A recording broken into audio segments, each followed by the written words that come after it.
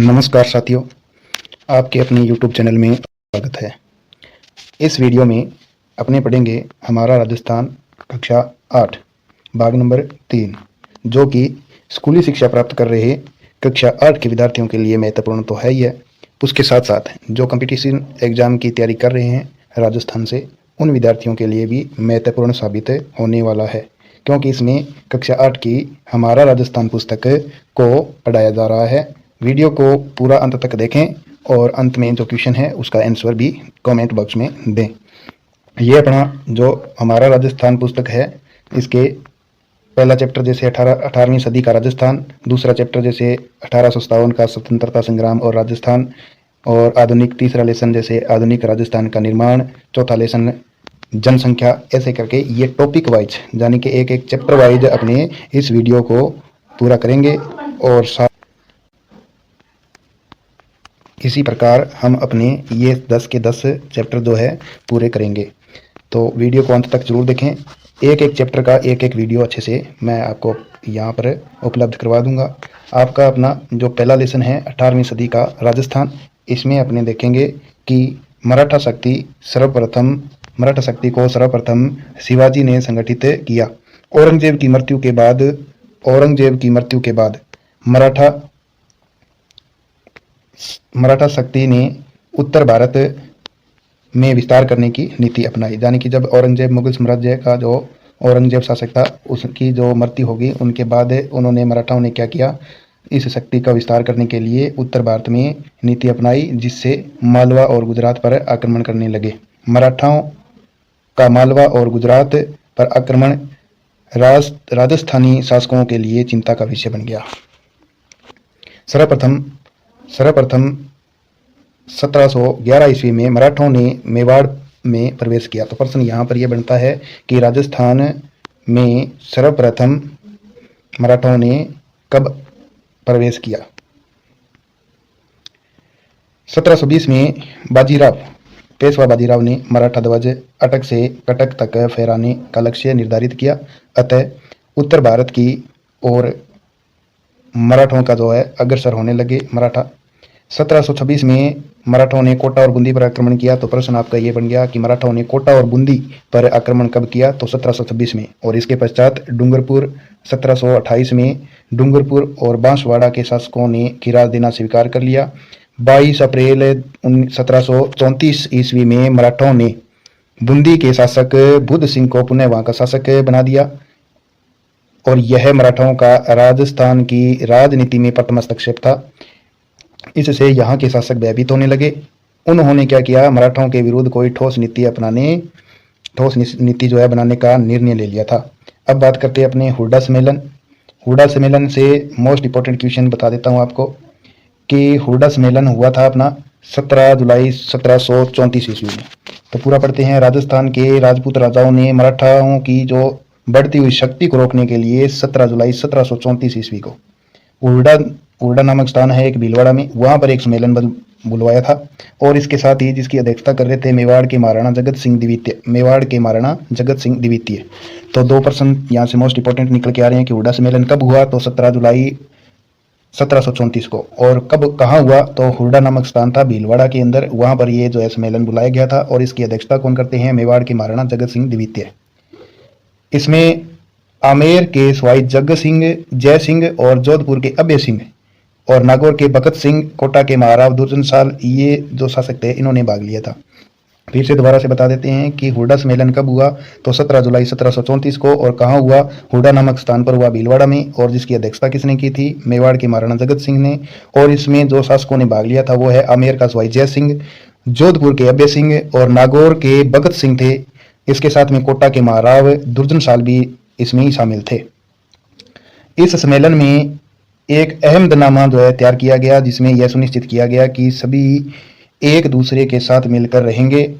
एक का शत्रु व मित्र, दोनों का ही शत्रु मित्र होगा। कहने का मतलब कि एक का शत्रु होगा तो वही सभी का ही शत्रु माना जाएगा, और सभी का मित्र है तो वही सभी का मित्र माना जाएगा। कोई भी नई योजना सभी मिलकर ही निश्चित करेंगे। और वर्षा ऋतु के पश्चात रामपुरा में सभी एकत्रित होंगे, किंतु ये सभी शर्तें कागज पर सीमित होकर के रह गई, इसकी पालना किसी ने भी नहीं की। राजपूत शासक जाति, भाषा और रीति रिवाज परंपरा की दृष्टि से समान थे। क्या थे? राजपूत जितने भी शासक थे वो अपनी जाति, भाषा, रीति रिवाज, परंपरा की दृष्टि से समान थे। फिर भी उनमें एकता का अभाव था, यानी कि एक दूसरे से मिलजुल करके नहीं रहते थे। आमेर के सवाई जय सिंह की उदासीनता और निर्णयों की अस्पष्टता ने मराठाओं के विरुद्ध जो है नीति को असफल बना दिया।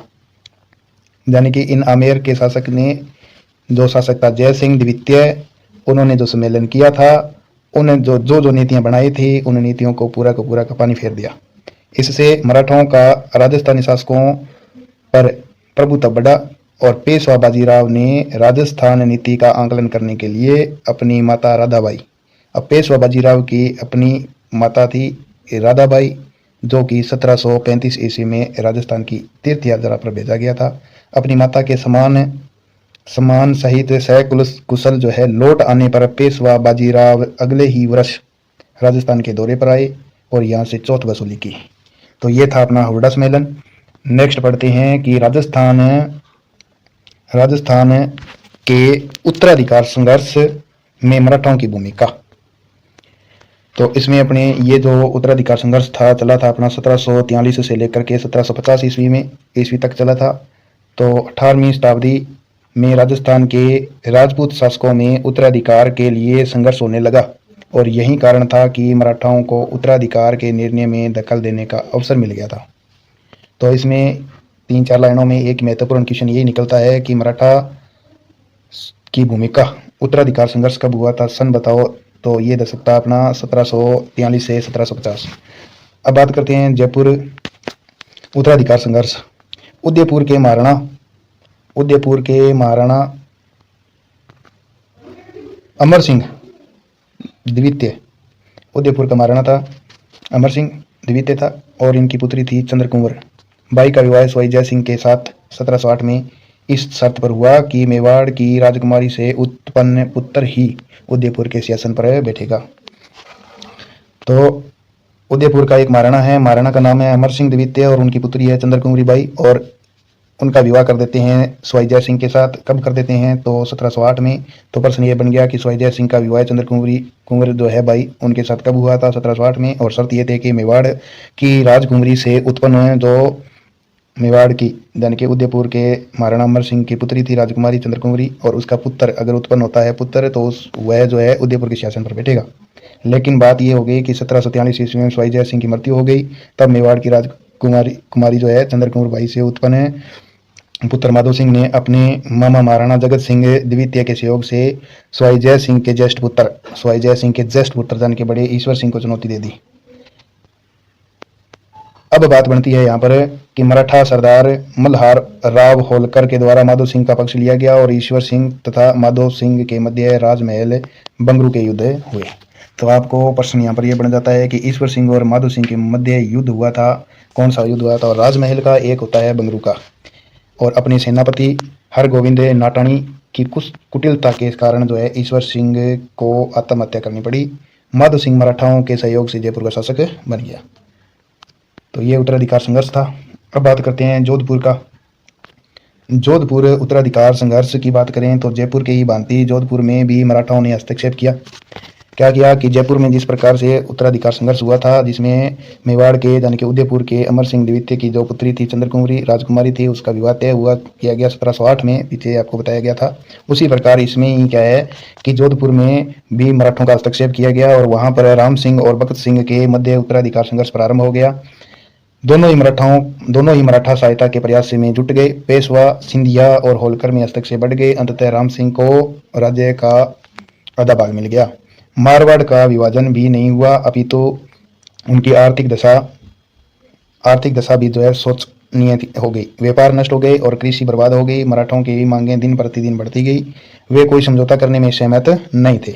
ये भी उसी प्रकार से जो जयपुर का उत्तराधिकार संघर्ष था उसी प्रकार का है। आगे बात करते हैं मेवाड़ का उत्तराधिकार संघर्ष। मेवाड़ का उत्तराधिकार संघर्ष में बात करें, ये मेवाड़ का उत्तराधिकार संघर्ष है। 1761 ईस्वी में महाराणा राज सिंह द्वितीय की मृत्यु के होने के बाद हरि सिंह को जो है मेवाड़ के राज सिंहासन पर जो बैठा दिया गया। इसके कुछ समय के बाद मेवाड़ गद्दी के जो है भी दो दावेदार हो गए। एक हरि सिंह और दूसरा रतन सिंह। दोनों ने मराठाओं की सहायता प्राप्त करने के लिए प्रयास किए। परिणाम स्वरूप गृह युद्ध में मराठा हस्तक्षेप होने लग गया, जिससे मेवाड़ की सामाजिक, सांस्कृतिक, आर्थिक, राजनीतिक प्रगति के मार्ग अवरुद्ध रुकावट पैदा होने लग गई। राजस्थान के शासकों के पारंपरिक वैमनस्य के कारण मराठों का जो है हस्तक्षेप बढ़ता रहा। फलतः यहाँ का विकास अवरुद्ध हो गया, यानी कि रुकता चला गया, उसमें बाधाएं उत्पन्न होने लग गई। तो ये मेवाड़ का उत्तराधिकार संघर्ष है। इसी के साथ आगे अपने बढ़े अंग्रेज व संधियां। तो अंग्रेज व संधियों के साथ में मुगल साम्राज्य के पतन और मराठों के द्वारा फैलाई गई अराजकता ने राजपूत शासकों और सामंतों तथा प्रजाओं में राजनीतिक, आर्थिक, सामाजिक अव्यवस्था उत्पन्न कर दी। ऐसी स्थिति में राजस्थान की तरफ से अंग्रेजों का स्वाभाविक झुकाव हुआ। वे अपनी शक्ति के विस्तार तथा अन्य राजनीतिक, आर्थिक लाभ प्राप्त करने के लिए राजपूत शासकों में मैत्री करने, यानी कि उनके साथ तालमेल बिठाने के लिए उत्सुक हुए। और 1817 और 18 के बीच में राजपूत शासकों ने अंग्रेज सरकार से संधि करनी शुरू कर दी। ये इतनी ज़्यादा महत्वपूर्ण लाइन नहीं है, लेकिन यहाँ पर जो लाइन दी गई है, राजस्थान के राज्यों में सर्वप्रथम 29 सितंबर 1803 को भरतपुर राज्य ने अंग्रेजों के साथ संधि स्वीकार की। तो ये प्रश्न मोस्ट इंपॉर्टेंट है, आप इसको बढ़िया से लिख सकते हैं कि राजस्थान के राज्यों में सर्वप्रथम किस राज्य ने अंग्रेजों के साथ संधि स्वीकार की थी। तो भरतपुर राज्य कब की सर्वप्रथम? तो 29 सितंबर 1803 को। उसके बाद 1818 ईस्वी में तक सिरोही राज्य को छोड़ करके, सिरोही राज्य था, उसको छोड़ करके सभी राज्यों ने कंपनी का संरक्षण स्वीकार कर लिया। और केवल मेवाड़ के विरोध के कारण सिरोही से तत्काल संधि नहीं हो सकी और 1823 ईस्वी में संधि पर हस्ताक्षर हुए। इस प्रकार अल्प समय में ही संपूर्ण राजस्थान अंग्रेजों के संरक्षण में आ गया। अब इन संधियों का प्रकार, तो परिणाम पढ़े। संधियों के प्रकार में बात करें तो परिणाम के बारे में बात करें तो 1817 से 1818 ईस्वी में संधियों के परिणाम स्वरूप अंग्रेजों को दिए जाने वाले खिराज से और देसी शासकों की आर्थिक स्थिति खराब हो गई। अंग्रेजों को शासकों के आंतरिक मामले में हस्तक्षेप का अवसर मिल गया। अंग्रेजों ने भी शासकों को सामंतों के विशेषाधिकार और उनकी शक्ति नष्ट करने हेतु दबाव डाला। इससे क्या हुआ? सामंतों की प्रतिष्ठा को हानि पहुंची, उनके रुपए पैसे अन्य प्रकार से बहुत सारी हानि पहुंची। स्वदेशी व्यापार, उद्योग, हस्तशिल्प नष्ट होने लगे और राजस्थान में ईसाई मिशनरियों का प्रवेश होने से उन्हें ईसाई धर्म का प्रचार प्रसार करना जो आरंभ कर दिया। इसकी जन साधारण में तीव्र प्रतिक्रिया हुई, जो आगे चलकर 1857 का जो संग्राम में परिवर्तित हो गई। अगर वीडियो अच्छा लगा हो तो शेयर जरूर करें, लाइक करें तथा चैनल को सब्सक्राइब जरूर कर लें, ताकि आने वाले वीडियो का नोटिफिकेशन जो आपको मिलता रहे। आगे इसकी शब्दावली है महत्वपूर्ण पढ़ने वाली। तो इसमें एक नाम आया था अहमदनामा। तो ये इकरारनामा होता है, समझौता पर पत्र होता है। चौथ की बात करें तो मराठों के द्वारा अन्य शासकों से लिए जाने वाला सुरक्षा कर था। खिराज की बात करें तो कृषि भूमि पर लगाने वाला कर होता था खिराज। ये तीनों नाम आपको अच्छे से याद रखने हैं। और आगे चलें तो ये प्रश्न है, इनका उत्तर आपको कमेंट बॉक्स में देना है। आपको 3 प्रश्न है, ये तीनों प्रश्नों के आंसर आपको देना है कमेंट बॉक्स में। पहला प्रश्न है, निम्नलिखित में से हुड्डा सम्मेलन की अध्यक्षता किसने की थी? आपने पढ़ा है ये। दूसरा प्रश्न ये है, रेगिस्तान का मराठा शक्ति का सर्वप्रथम किसने संगठित किया? तो ये पहली लाइन थी, तो आपको इसको उत्तर में बताना है। और दूसरा प्रश्न आपका है, रेगिस्तान का राजस्थान के राज्यों में सर्वप्रथम 29 सितंबर 1803 को खालिस्तान ने अंग्रेजों के साथ संधि स्वीकार कर ली थी, वो राज्य बताना है कौन सा राज्य था। तो ये 3 प्रश्न आपको कमेंट बॉक्स में जरूर बताने हैं। और चैनल को सब्सक्राइब करें, वीडियो को लाइक और शेयर जरूर करें और ऐसे ही वीडियो देखने के लिए बने रहें। धन्यवाद। राम राम, जय हिंद, जय भारत। 1857 का स्वतंत्रता संग्राम और राजस्थान, यानी कि 1857 की क्रांति के बारे में पढ़ेंगे। तो पहली लाइन में है कि भारत में आज़ादी के लिए चेतना और संघर्ष का इतिहास हमारे लिए स्मरणीय है। जो आज़ादी हुई थी हमारे भारत देश की, भारत और पाक का विभाजन हुआ सन 1947 से, और ये बात जो है हमारे इतिहास में जो हमारे लिए स्मरणीय है, यादगार है। यह 1857 ईस्वी में से जो है शुरू हुआ और 1857 ईस्वी का स्वतंत्रता संग्राम भारतीय इतिहास की एक महत्वपूर्ण घटना है। 1818 ईस्वी तक राजस्थान के विभिन्न राज्यों ने अंग्रेजों से संधियां कर ली थी, यानी कि उनके साथ समझौता कर लिया, और जिसमें यह सुनिश्चित किया गया था कि राज्यों के आपसी विवादों का निपटारा अंग्रेज कंपनी सरकार जो है करेगी, परंतु अंग्रेज कंपनियों ने राज्य के आंतरिक मामलों में हस्तक्षेप, किसानों और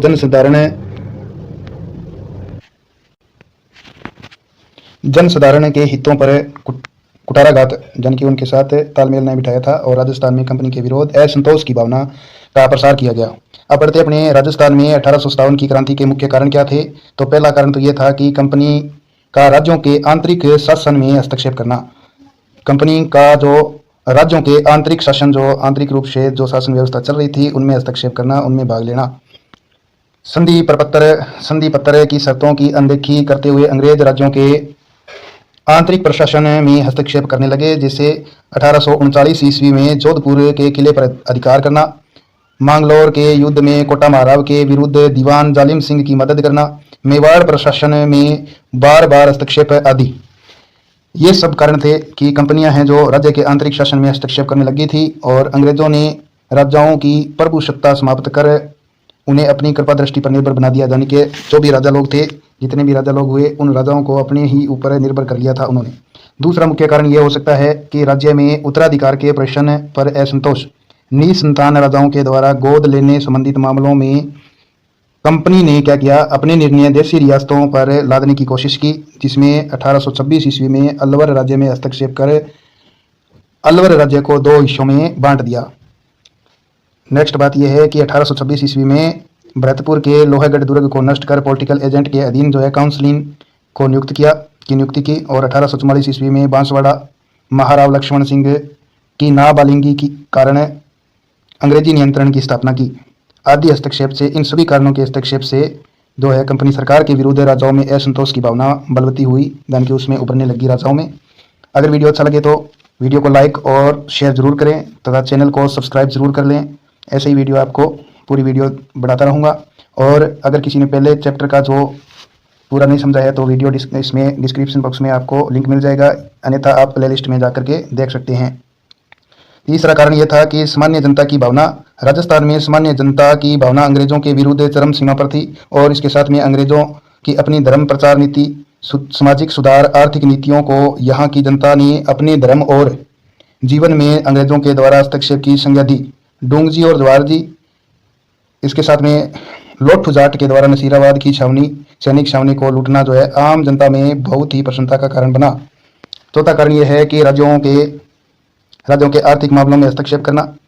अंग्रेज कंपनी ने राज्यों के साथ खिराज वसूलने की प्रथा के द्वारा आर्थिक शोषण की नीति लागू कर दी और इसके अतिरिक्त राज्यों में शांति व्यवस्था के नाम पर धन वसूली की गई। 1822 ईस्वी में मेरवाड़ा बटालियन की स्थापना की गई। 1822 ईस्वी में मेरवाड़ा बटालियन की स्थापना की गई। 1822 ईस्वी में मेरवाड़ा बटालियन की स्थापना की गई। यह क्वेश्चन मोस्ट इंपॉर्टेंट है, आप चाहो तो लिख सकते हो कि मेरवाड़ा बटालियन की स्थापना कब की गई, तो 1822 में। और ये सब तथ्य जो है ऑथेंटिक है। अगर कोई भाई या साथी कोई रीट अन्य राजस्थान की प्रतियोगी परीक्षा की तैयारी कर रहा है तो ये ऑथेंटिक बुक है, कोई इसको गलत साबित नहीं कर सकता, इसलिए ऑथेंटिक बुक पढ़ें।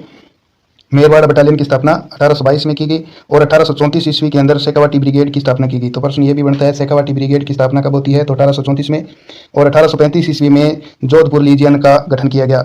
1835 ईस्वी में जोधपुर लीजियन का गठन किया गया। तो प्रश्न ये है कि जोधपुर लीजियन का गठन कब किया गया, तो 1835 में। 1841 ईस्वी में मेवाड़ भील कोर की स्थापना कर कंपनी के द्वारा इन सभी बटालियन के रख रखाव का जो खर्चा भी संबंधित राज्यों से वसूल किया गया था। सामंतों की मनोदशा क्या थी, तो 1818 ईस्वी की संधियों के पूर्व तक शासक को मुख्य सामंतों पर ही निर्भर रहना पड़ता था। अतः संधि के बाद सामंतों पर उनकी निर्भरता प्राय समाप्त हो गई और सामंत अपनी दुखद स्थिति का उत्तरदायी मुख्यतः अंग्रेज को ही मानते थे। अतः उसमें रोष बढ़ता गया और आउआ, कोटारिया और शुलुम्बर ठिकाने इनके जो है मुख्य उदाहरण है। इन सब के जो है सामंतों की मनोदशा बदलना और अंग्रेजों के विरुद्ध जो है रोष पैदा हो गया और उनके विरुद्ध खड़ा होने के लिए तैयार हो गए। अब बात करते हैं अपने तत्कालीन कारण।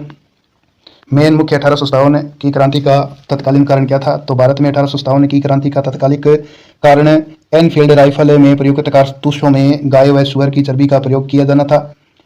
जिन्हें प्रयोग में लाने से पहले क्या करना था, मुंह से खोलना पड़ता था। यानी कि जो भी सैनिक थे, उन सैनिकों को, जो इस लड़ाई में और इस क्रांति में भाग लिए हुए सैनिक थे, उनको जो एनफील्ड राइफल दी गई थी, जिनमें जो कारतूस प्रयुक्त होते थे उसमें गाय व सुअर की चर्बी का प्रयोग किया गया था, जिनको खोलने के लिए मुंह का प्रयोग किया जाता था ताकि उनका धर्म जो है भ्रष्ट हो जाए। तो ये भी एक 1857 की क्रांति का एक तत्कालिक कारण बन सकता है। 1857 की क्रांति 1857 की क्रांति में जो है प्रारंभ कहाँ से होती है? 1857 की क्रांति का प्रारंभ 1857 ईस्वी की क्रांति की शुरुआत जो है मेरठ में 10 मई 1857 को हुई थी। भारत में बात करें तो भारत के अंदर सर्वप्रथम मेरठ के अंदर क्रांति का प्रारंभ होता है और दिनांक है 10 मई 1857 को। महत्वपूर्ण प्रश्न बन सकता है ये। और इसके बाद में इस समय मेवाड़ मारवाड़ा और जयपुर में क्रमशः मेजर सावरकर, यानी कि मेवाड़ का मेजर सावरकर और मारवाड़ का मोकमेशन, जयपुर का कर्नल ईडन जो था पॉलिटिकल एजेंट थे। ये सभी राजस्थान के तत्कालिक एजीजी थे। एजीजी का मतलब एजेंट टू गवर्नर जनरल, ठीक है। तत्कालिक एजीजी कौन थे? तो जॉर्ज पैट्रिक लॉरेंस थे। तो 1857 की क्रांति के प्रारंभ के समय जनरल एजीजी का मतलब एजीजी कौन थे? तो एजेंट टू गवर्नर जनरल कौन थे? तो जॉर्ज पैट्रिक लॉरेंस थे। अब बात करते हैं अपने 1857 की क्रांति में राजस्थान की कुल कितनी छावनियां थी? तो राजस्थान में 1857 की क्रांति के समय कुल 6 सैनिक छावनियां थी। कितनी? कुल 6 सैनिक छावनियां थी। पहली नसीराबाद, नीमच, एरिनपुरा, देवली, ब्यावर और खेरवाड़ा, ये 6 छावनियां थी। 6 की 6 याद रखना कि कौन कौन सी थी? नसीराबाद, नीमच, एरिनपुरा, देवली, ब्यावर, खेरवाड़ा। अब इनके मुख्यालय बात करें तो नसीराबाद का मुख्यालय अजमेर, और ये रेजिमेंट क्या था कि 15वीं बंगाल नेटिव इन्फेंट्री के साथ में शामिल, और इसमें नीमच ग्वालियर के साथ, जिसमें मालवा मेवाड़ राजपुताना रेजिमेंट। इसी प्रकार तीसरा है एरिनपुरा पाली में इसका मुख्यालय, जो कि जोधपुर लेजियन के साथ थी, और इसके साथ में रेजिमेंट। और इसके साथ में देवली टोंक की है, कोटा कंटीजेंट, और ब्यावर अजमेर में मेयर रेजिमेंट, और खेरवाड़ा उदयपुर में भील रेजिमेंट। ये प्रमुख 6 छावनियां थी। तो आपसे प्रश्न, राजस्थान में 1857 की क्रांति के समय कितनी छावनियां थी? तो 6 छावनियां थी। 6 की 6 नाम याद रखना, नसीराबाद, नीमच, एरिनपुरा, देवली, ब्यावर और खेरवाड़ा। अब बात करते हैं इन 6 सैनिक छावनियों में क्या बात हो रही थी। तो इन सैनिक छावनियों में, यानी कि 6 की 6 सैनिक छावनियां थी, उनमें लगभग कितने 5000 भारतीय सैनिकों के अतिरिक्त कोई भी यूरोपियन जो है सैनिक नहीं था। पहली तो बात ये कि आपसे पूछ ले कि 6 सैनिक छावनियों में लगभग कितने जो सैनिक थे, तो 5000, और उनमें से कोई यूरोपियन सैनिक था, तो इसका उत्तर है नहीं। अतः एजीजी के लिए इन्हें नियंत्रण में रखना एक गंभीर चिंता का विषय था। 19 मई 1857 ईस्वी को एजीजी जो पैट्रिक लॉरेंस थे को मेरठ विद्रोह की सूचना मिलती है। माउंट आबू में मिलती है। कहाँ पर? माउंट आबू में। प्रश्न ये है कि जो एजेजी था पैट्रिक लॉरेंस, उसको 1857 की क्रांति की सूचना कब मिलती है? तो उत्तर है इसका 19 मई 1857 को। और ये किसकी सूचना देते हैं? मेरठ के अंदर विद्रोह हो गया अभी, और 10 मई 1857 को। और उस समय ये पैट्रिक लॉरेंस थे, वो माउंट आबू में थे, वहाँ पर इनको ये सूचना मिलती है। उसने सभी राजाओं को निर्देशित किया कि राज्यों में शांति व्यवस्था बनाए रखें और सख्ती से विद्रोहियों का जो है दमन करें। अब बात करते हैं अपने राजस्थान के अंदर नसीराबाद छावनी की बात करें। नसीराबाद छावनी में जो विद्रोह हुआ वो सबसे पहले यहाँ पर अपने 28 मई 1857 को हुआ था। नसीराबाद छावनी का विद्रोह कब हुआ? प्रश्न तो एक यहीं से मिलता है कि नसीराबाद छावनी का विद्रोह कब हुआ? तो 1857 को हुआ। कब? 28 मई को विद्रोह कर दिया। सैनिक छावनी के सैनिकों ने विद्रोह कर दिया, और इन भारतीय सैनिकों ने तोपखाने के सैनिकों को अपनी तरफ मिलाकर तोपों पर अधिकार कर लिया, और विद्रोही सैनिकों ने छावनी को लूट लिया। मेजर स्पॉटस्टिक वुड और न्यूबरी की हत्या कर सैनिक दिल्ली की ओर प्रस्थान कर दिए। तो यहाँ पर ज्यादातर प्रश्न एक मोस्ट इंपोर्टेंट यही बनता है कि नसीराबाद छावनी का विद्रोह कब होता है? तो 28 मई 1857 को। आगे बात करें नीमच का विद्रोह। कौन सा? नीमच का विद्रोह। नीमच के विद्रोह की बात करें तो नीमच का विद्रोह होता है 3 जून 1857 ईस्वी को। नीमच का विद्रोह कब होता है? 3 जून 1857 ईस्वी को। नीमच छावनी में और सैनिकों ने मोहम्मद अली बेग के नेतृत्व में विद्रोह कर शस्त्रागार में आग लगा दी। जो शस्त्रागार था, अस्त्र शस्त्र रखे हुए थे, वहां पर आग लगा दी। नीमच छावनी के कैप्टन थे मैकडोनाल्ड थे, जिन्होंने क्या कर रखा था? किले की रक्षा का प्रयास किया, परंतु किले में तैनात सेना ने भी संघर्ष शुरू कर दिया था। विद्रोही सैनिक चित्तौड़गढ़, हमीरगढ़, बेनीलदा में जो है अंग्रेजी बंगलों को जो लूटते हुए शाहपुरा पहुंच गए। शाहपुरा के जागीरदार विद्रोही सैनिकों के लिए रसद की जो है आपूर्ति की। नीमच की क्रांति की सूचना पाते ही जो सावरकर ने मेजर सावरकर था मेवाड़ का, कि एक पलटन को क्रांतिकारियों को निकालने भेजा, और समय नीमच की ओर बढ़ा। मेजर सावरकर ने कोटा, बूंदी और मेवाड़ की सेनाओं की सहायता भी। नीमच सहायता से नीमच पर पुनः अधिकार कर लिया। ये था नीमच का। तो अपने दो मोस्ट इंपोर्टेंट क्वेश्चन याद रखनी है। एक तो नसीराबाद छावनी का विद्रोह है 28 मई 1857 को होता है, और एक नीमच का विद्रोह होता है 3 जून 1857 को। आगे नेक्स्ट बढ़े। एरिनपुरा। एरिनपुरा की बात करें, एरिनपुरा विद्रोह होता है 21 अगस्त 1857 को। 21 अगस्त 1857 को एरिनपुरा विद्रोह का प्रारंभ होता है, और जोधपुर लीजियन ने मोती खां, सूबेदार शीतल प्रसाद, तिलक राम के नेतृत्व में विद्रोह को बगुल बजा दिया, यानी कि प्रारंभ कर दिया। तो इसमें मोस्ट इंपोर्टेंट क्वेश्चन ये है कि एरिनपुरा का विद्रोह कब होता है, तो इसका आंसर है 21 अगस्त 1857 को। और इसके अंतर्गत नेतृत्व किस किसने किया था, तो जोधपुर लीजियन ने मोती खां, सूबेदार शीतल प्रसाद और तिलक राम के नेतृत्व में विद्रोह का बगुल बजा दिया, यानी कि शुभारंभ कर दिया। वे क्रांति के नेताओं के आदेशानुसार दिल्ली चलो मारो फिरंगी किनारे लगाते हुए दिल्ली की ओर चल पड़े। आहुआ का ठाकुर कुशाल सिंह था। आहुआ ठिकाने का एक ठाकुर था, शासक था ठाकुर कुशाल सिंह। इन सैनिकों से मिला और उन्हें अपने साथ आहुआ ले गया। आहुआ का विद्रोह, आहुआ में क्रांति का नेतृत्व ठाकुर कुशाल सिंह चंपावत के द्वारा किया गया। तो आपको प्रश्न मिल गया कि 1857 की क्रांति जो हुई थी उसमें आहुआ के अंदर विद्रोह हुआ, उसका नेतृत्व किसने किया था, तो ठाकुर कुशाल सिंह चंपावत ने किया था। आहुआ आसोप, अलनियावास, लिंबिया, गुल्लर, रुड्डावास परगने, ये परगने थे। के सैनिकों ने 8 सितंबर 1857 को बिठोड़ा पाली के अंदर क्या किया, कैप्टन हितकोट और जोधपुर महाराज तख्त सिंह के संयुक्त सेना को पराजित किया, और 18 सितंबर 1857 ईस्वी को क्रांतिकारियों और जोधपुर के पॉलिटिकल एजेंट मेकमोसन के बीच चोलावास का युद्ध हुआ। तो चोलावास का युद्ध इन दोनों के बीच में होता है। इसके साथ ही मेकमोसन क्या होता है कि इस युद्ध में मेकमोसन का सिर काट करके आहुआ का किला है और उस किले के दरवाजे पर लटका दिया। ब्रिगेडियर होम्स के नेतृत्व में सेना ने 1858 ईस्वी में आहुआ पर आक्रमण कर किले पर अधिकार कर लिया। आहुआ की क्रांति को आज भी लोग होली आदि के लोकगीतों के माध्यम से याद करते हैं, जैसे कि ढोल बाजे चंग बाजे, भलो बाजे बांकियो, एजेंट को मारकर दरवाजे पर टांकियो। तो ये कहावत है, ये आज भी प्रचलित है। उसके बाद अगले पढ़ते हैं अपने आगे। नेक्स्ट कोटा में विद्रोह होता है। कोटा में क्रांति की शुरुआत होती है 15 अक्टूबर 1857 को। 15 अक्टूबर 1857 ईस्वी को कोटा के अंदर विद्रोह होता है। प्रश्न अपने ये बना लेते हैं कि कोटा का विद्रोह अंदर 1857 की क्रांति शुरुआत कब हुई थी, तो 15 अक्टूबर 1857 को, और लाला जयदयाल और मोहम्मद अली खां के नेतृत्व में की गई थी, इनके द्वारा की गई थी। राजस्थान में सबसे ज्यादा जो है सुनियोजित और सुनियंत्रित क्रांति कोटा में ही हुई थी। राजस्थान में सबसे ज्यादा सुनियोजित और सुनियंत्रित क्रांति कहाँ पर हुई थी, तो कोटा में ही हुई थी। उसके साथ में जो विद्रोही सैनिकों ने कैप्टन बर्टन का भी सिर काट करके पूरे कोटा शहर में घुमाया, और कोटा के महाराव राम सिंह द्वितीय को जो है क्रांतिकारियों के द्वारा कोटा दुर्ग में कैद कर लिया। इन सभी उपयुक्त स्थलों पर जो है आहुआ भी राजस्थान में ऐसे स्थल थे। आहुआ भी राजस्थान में कई ऐसे स्थल थे जहाँ पर क्रांति का शंखनाद हो रहा था, जैसे कि बिनोडा, कोटारिया आदि क्रांतिकारियों की शरण स्थली भी बने थे। आगे पढ़ते हैं अपने क्रांति का समापन। क्रांति का समापन किस प्रकार से होता है, तो जून 1858 ईस्वी तक अंग्रेजों ने अधिकांश रियासतों पर पुनः अपना जो है नियंत्रण स्थापित कर तांतिया टोपे कोटा के क्रांतिकारी जयदयाल और मेहराब अली खां को फांसी पर चढ़ा दिया गया।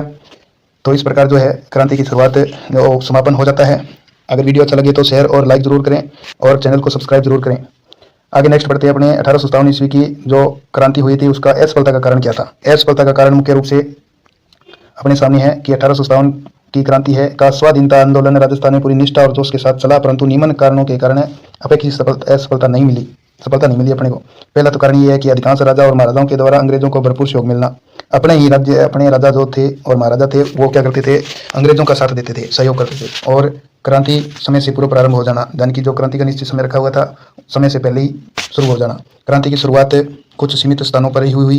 कोटा जैसे नसीराबाद, भरतपुर, धौलपुर, टोंक आदि में जो है विद्रोह अलग अलग समय पर ही शुरू हुए, जैसा कि आपने पीछे पढ़ा है और पूरा अच्छे से आपने पढ़ना है, याद रखना है। आगे नेक्स्ट है कुशल और सुसंगठित नेतृत्व का अभाव। राजस्थान के क्रांतिकारियों में परस्पर तालमेल नहीं होना कि 1857 की क्रांति की असफलता का मुख्य कारण है कि राजस्थान के क्रांतिकारी थे उनके बीच में तालमेल नहीं था, मेल मिलाप नहीं था, और इनके पास संसाधनों का भी अभाव था।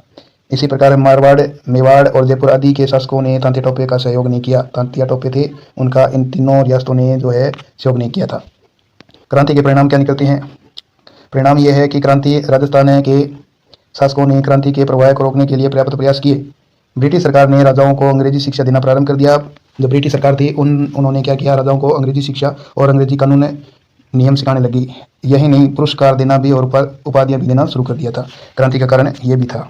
इसके साथ भी आगे नेक्स्ट, सामंतों ने अंग्रेजों के विरुद्ध संघर्ष किया था, इसीलिए क्रांति की समाप्ति के पश्चात अंग्रेजों ने सामंत वर्ग की शक्ति को समाप्त करने की जो नीति अपना ली। अंग्रेजी शिक्षा पद्धति का विस्तार किया। अंग्रेजों ने, ब्रिटिश सरकार ने अंग्रेजी शिक्षा पद्धति का विस्तार कर दिया ताकि नौकरशाही और में जो है अंग्रेजी शिक्षा प्राप्त अनुभवी और स्वामी भक्त व्यक्तियों की भर्ती की जा सके। अंग्रेजों ने अपने सैनिक और व्यापारी हितों की पूर्ति के लिए यातायात के साधनों का विकास भी कर लिया। 1857 की क्रांति भले ही अपने उद्देश्यों को प्राप्त न कर सकी, परंतु इसने जो है ब्रिटिश साम्राज्य को जड़ों से हिलाकर रख दिया। ये भी है। और यह क्रांति जो है आगे की पीढ़ियों के लिए प्रेरणा का स्रोत बनी, जो 1947 ईस्वी में भारत की आज़ादी का एक महत्वपूर्ण सोपान सिद्ध हुई। ये 1857 की क्रांति, इसमें जो शब्दावली आई थी, एक तो विद्रोह करना, यानी कि बगावत करना। दमन का मतलब बलपूर्वक उसको शांत करना। छावनी का मतलब सैनिकों का डेरा होता है। एजेजी का तो आपको बता ही दिया था, गवर्नर जनरल का प्रतिनिधि। ये प्रश्न, ये जो पूरी की पूरी थ्योरी थी अपने, और इसके क्वेश्चन आंसर ये है। अभ्यास प्रश्न है कि पहला प्रश्न तो ये है कि राजस्थान में 1857 की क्रांति का शुभारंभ, जो प्रारंभ सर्वप्रथम कहाँ हुआ, तो इसका आंसर है नसीराबाद में हुई थी 10 मई 1857 को। और दूसरा प्रश्न है, ठाकुर कुशाल सिंह ने 1857 ईस्वी में क्रांतिकारियों का नेतृत्व कहाँ से किया, तो आगरा से किया। ये दो प्रश्न आपको मैंने बता दिए। और रेगिस्तान में पहला प्रश्न है 1857, राजस्थान में 1857 की क्रांति का शुभ प्रारंभ कहाँ हुआ, ये प्रश्न आपको कमेंट बॉक्स में देना है। दूसरा प्रश्न है, खेरवाड़ा छावनी में खालिस्तान रेजिमेंट थी, तो ये भी प्रश्न का आंसर क्वेश्चन संख्या लगा के आपको कमेंट बॉक्स में जरूर देना है। आगे अपने इसमें पढ़ेंगे इसके। तो इसमें पहला क्वेश्चन है अपना है, 1857 की क्रांति को सर्वप्रथम स्वतंत्रता संग्राम कहा जाता है। 1857 की क्रांति का तात्कालिक कारण क्या था? कारतूसों में गाय और सुअर की चर्बी का प्रयोग। ठीक है। 1857 की क्रांति की शुरुआत 10 मई 1857 को मेरठ से होती है, यानी कि भारत में सर्वप्रथम है 10 मई 1857 को मेरठ से शुरुआत मानी जाती है। राजस्थान में 1857 की क्रांति का प्रमुख केंद्र था नसीराबाद, और नसीराबाद में 10 मई 1857 को क्रांति का शुरुआत हो जाती है। ठीक है। 10 मई नहीं, 28 मई 1857 को विद्रोह हुआ था। और नीमच छावनी में भी सैनिकों ने विद्रोह किया। सैनिकों ने विद्रोह किया। उसके बाद कोटा में तो मेजर बटन की हत्या होती है। कोटा में क्या होता है? मेजर बटन की हत्या। कोटा का विद्रोह होता है 15 अक्टूबर 1857 को। कोटा का विद्रोह कब होता है? 15 अक्टूबर 1857 को होता है। तांती टोपे ने राजस्थान में शरण ली थी। कहाँ पर? राजस्थान में शरण ली थी। तांती टोपे को कोटा और टोंक क्षेत्रों में गतिविधियां की। टोंक और कोटा क्षेत्र में अधिकांश राजपूत शासक ने अंग्रेजों के साथ दिया। जितने भी राजा महाराजा थे, तो यही मुख्य कारण था कि अंग्रेजों को सहायता मिलना। ठीक है। बीकानेर के शासक ने भी अंग्रेजों का समर्थन किया था। इसके साथ में आगे नेक्स्ट क्वेश्चन पढ़े हैं, तो केवल कुछ क्षेत्रों में ही जनता ने विद्रोह का साथ दिया था। कोटा का विद्रोह राजस्थान का सबसे प्रमुख विद्रोह था, और कोटा का जो विद्रोह था राजस्थान का एक प्रमुख विद्रोह था। अंग्रेजों ने विद्रोह को कठोरता से दबा दिया था। 1857 की क्रांति असफलता का मुख्य कारण है एकता में कमी। जितने भी राजस्थान के लोग थे, उन सभी में एकता की कमी थी। और 1857 की क्रांति के बाद अंग्रेजों ने शासन में परिवर्तन कर दिया, नियम कायदे कानून अलग कर दिए। और 1858 में भारत का शासन ईस्ट इंडिया कंपनी से जो है ब्रिटिश क्राउन को सौंप दिया गया। किसको? ब्रिटिश क्राउन को सौंप दिया गया।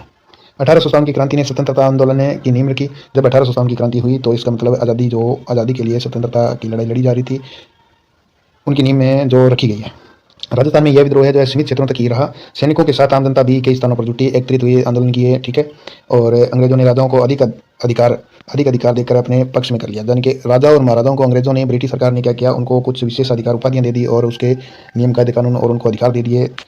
ठीक है। और अपने पक्ष में कर लिया। 1857 की क्रांति राजस्थान के इतिहास की एक महत्वपूर्ण घटना है। क्या है? एक महत्वपूर्ण घटना है जो स्वतंत्रता आंदोलन के लिए महत्वपूर्ण मानी जाती है। इसके साथ ही 1857 की क्रांति को सिपाहियों का विद्रोह कहा जाता है। किसका? सिपाहियों का विद्रोह कहा जाता है। और विद्रोह का मुख्य केंद्र उत्तर भारत था। कौन था? उत्तर भारत। नेक्स्ट प्रश्न पढ़िए, तो अपने राजस्थान में नसीराबाद और नीमच प्रमुख सैनिक छावनियां थी, और नसीराबाद अजमेर जिले में स्थित थी। नीमच उस समय राजस्थान के क्षेत्र में जुड़ा हुआ था।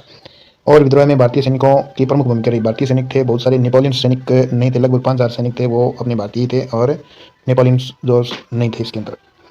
सैनिक अंग्रेज अधिकारियों के व्यवहार में असंतुष्ट थे। सैनिक जितने भी सैनिक थे लगभग यूरोपियन नहीं थे, लगभग अपने भारतीय थे। तो वो सारे सैनिक अंग्रेज अधिकारियों के व्यवहार, जो उनका व्यवहार था, उन व्यवहार से क्या थे?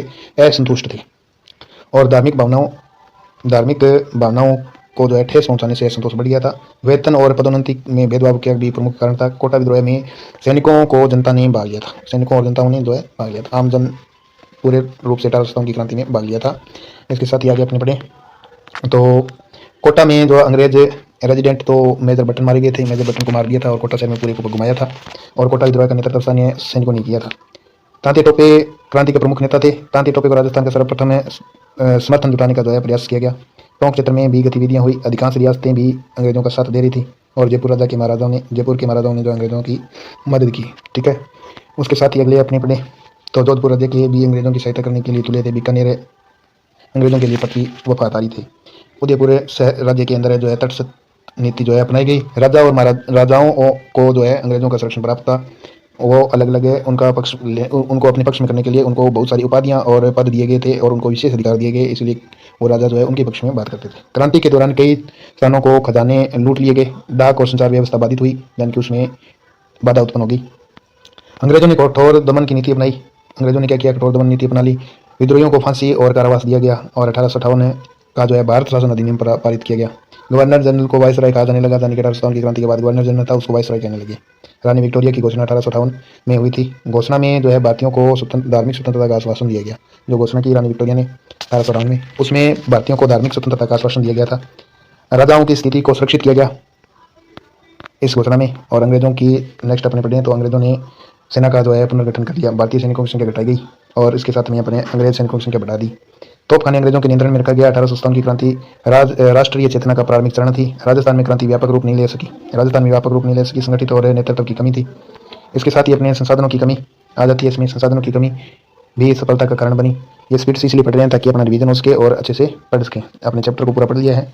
अगर वीडियो अच्छा लगे तो लाइक, शेयर और कमेंट जरूर करें और चैनल को सब्सक्राइब जरूर कर लें, जिससे अपने को कुछ मोटिवेशन मिलता है। इसलिए प्लीज़ आप चैनल को सब्सक्राइब जरूर करें। अंग्रेजों की सैन्य शक्ति अधिक हो गई। कई रियासतों ने विद्रोहियों को जो है शरण नहीं दी। कोटा विद्रोह है सबसे लंबे समय तक चला। कुछ स्थानों पर जनता ने कर देना भी बंद कर दिया अंग्रेजों को। क्रांति के बाद अंग्रेजों ने प्रशासन मजबूत किया। प्रशासन को मजबूत कर दिया। नियम कायदे कानून जो तगड़े मोटे कर दिए, ताज़ कर दिए, कठोर कर दिए, कहने का मतलब। ठीक है, भारतीयों ने उच्च पदों को दूर रखा गया। भारतीयों को उच्च पद, यानी कि जो उच्च पद है, ज़्यादा अधिकार मिले हैं, वो पद उन भारतीयों को नहीं दिए गए। अंग्रेजों ने फूट डालो और राज करो, कहने का मतलब भारतीय सैनिक थे उसमें फूट डाल दो और राज कर लो अपने, ये नीति अपनाई। 1857 की क्रांति ने भविष्य में स्वतंत्रता आंदोलन की प्रेरणा दी और राजस्थान में यह विद्रोह सीमित लेकिन महत्वपूर्ण था। इस घटना ने राजा और अंग्रेजों के संबंध को मजबूत किया। अंग्रेज लोग थे, उनका और राजाओं के बीच में जो संबंध थे उनको मजबूत करना। ठीक है, और क्रांति के बाद अंग्रेजी शासन अधिक सख्त हो गया, कठोर हो गया और 1857 की क्रांति जो है भारत के इतिहास की ऐतिहासिक घटना जो है बनकर रहेगी। ये अपना चैप्टर था 1857 की क्रांति का संग्राम या क्रांति स्वतंत्रता संग्राम। ठीक है, और उसके साथ में राजस्थान की महत्वपूर्ण भूमिका रही, जिसमें अलग अलग अपने पढ़े नसीराबाद, नीमच, एरिनपुरा, केरवाड़ा, ब्यावर, इस प्रकार 6 हमने पढ़ी और उसमें अलग अलग समय उनका जो निश्चित था वो समय क्रांति का वो समय पढ़ा। अगर इसी प्रकार अपने आगे जो है तीसरा लेसन लेके आएंगे, कमेंट में जरूर बताना और साथ में वीडियो को शेयर करो और लाइक करो, साथ में ही चैनल को सब्सक्राइब जरूर करो। धन्यवाद। जय श्री राम। आधुनिक राजस्थान का निर्माण और अंत में इसके एक एक लाइन के जो क्वेश्चन बनते हैं वो देखेंगे। तो चलिए शुरू करते हैं अपने अध्याय नंबर 3, आधुनिक राजस्थान का निर्माण। आज राजस्थान की जो भौगोलिक स्थिति है या राजनीतिक स्थिति है जिसको हम देख रहे हैं, वह कई अथक प्रयासों से देसी रियासतों और रजवाड़ों के विलय के उपरांत अस्तित्व में आई। कहने का मतलब यह है कि जो अपना ये आधुनिक राजस्थान है, यह पहले 19 रियासतों में और 3 ठिकानों और एक केंद्र शासित प्रदेश में बटा हुआ था, जिसको एकीकरण करके आज का जो वर्तमान राजस्थान बना है। इसे राजस्थान एकीकरण की जो शुरुआत है 1939 ईस्वी में की गई। किसके द्वारा? वायसराय लॉर्ड लिनलिथगो के एक आदेश के उपरांत जो है ये प्रारंभ हो गई थी। और अखिल भारतीय देशी राज्य सेवा परिषद ने एक प्रस्ताव पारित कर यह निर्णय लिया कि जिन रियासतों व ठिकानों की आय 50 लाख से कम है और जनसंख्या 20 लाख से कम हो, उन्हें क्या कर दिया जाए, पड़ोसी राज्यों में मिला दिया जाए। लेकिन ये जो कार्य है ना, ये कार्य जो सरल नहीं था, किंतु प्रजामंडल आंदोलन और जन जागृति एवं एकीकरण की प्रक्रिया को आगे बढ़ाया गया। कहने का मतलब है जो ये एकीकरण है इसका प्रारंभ तो 1939 में ही हो गया था, लेकिन अखिल भारतीय देशी राज्य सेवा संघ है उन्होंने जो एक बात प्रस्ताव पारित किया कि जिनकी आय 50 लाख से कम है और जनसंख्या 20 लाख से कम है तो उनको पड़ोसी राज्यों में मिला दिया जाए। बात आगे आती है 22 मई 1946 के ज्ञापन के द्वारा ब्रिटिश सरकार ने देशी रियासतों को एकीकरण की प्रक्रिया शीघ्र पूर्ण करने हेतु कहा। 22 दिनांक है 22 मई 1946 को एक विज्ञापन निकाल दिया। किसने? ब्रिटिश सरकार ने देशी रियासतों को। इनको कहा गया कि एकीकरण की प्रक्रिया को जल्द से जल्द पूरा करो। एकीकरण की यह प्रक्रिया जारी थी। इसी दौरान 15 अगस्त 1947 को हमारा देश जो है स्वतंत्र हो गया। सन 1947 में 15 अगस्त 1947 को जो है हमारा देश स्वतंत्र हो गया। स्वतंत्रता के पश्चात सरकार ने एकीकरण प्रक्रिया को प्राथमिकता देते हुए एकीकरण की प्रक्रिया है उसको प्राथमिकता दी और उस पर कार्य करना शुरू किया और तेज कर दिया। भारत सरकार ने देशी जो रियासतें थी, रियासती विभाग के जो निर्णयानुसार स्वतंत्र भारत में वे ही रियासतें अपना पृथक अस्तित्व रख सकती थी जिनकी न्यूनतम आय 1 करोड़ रुपए वार्षिक हो और कम से कम जनसंख्या कितनी हो, 10 लाख या इससे अधिक।